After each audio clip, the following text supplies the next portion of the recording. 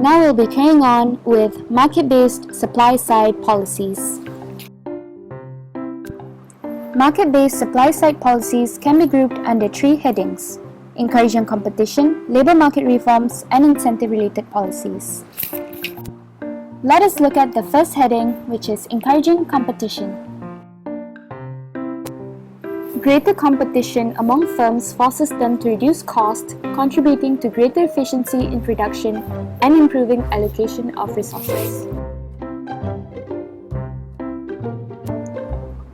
This is with the added benefit of improving quality of goods and services.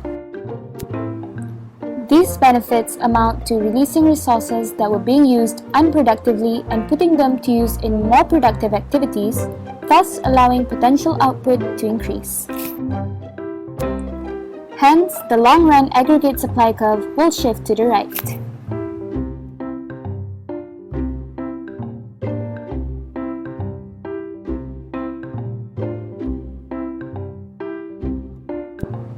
Increasing competition consists of 1.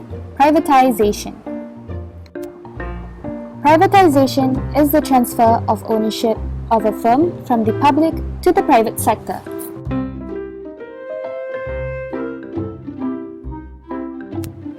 The act of privatization can increase efficiency.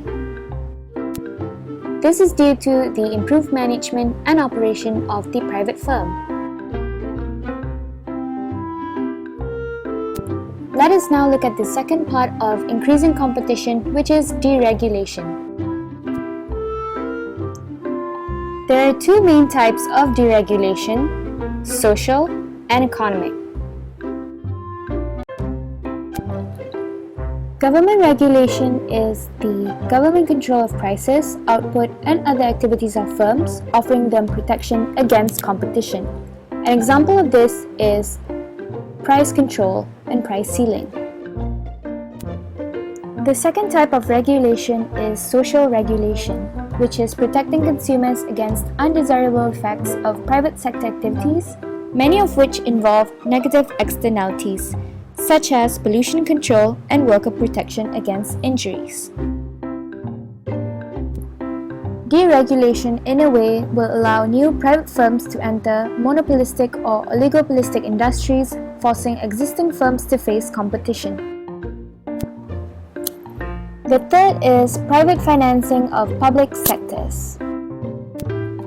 This is when private financing initiatives is done where a private firm builds, finances, and operates public services.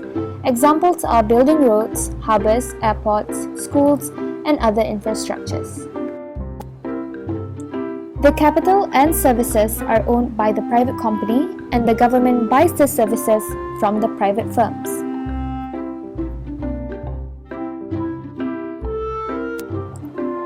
Such initiatives will increase competition among firms because private sector firms compete with each other to be selected by the government to take on the project.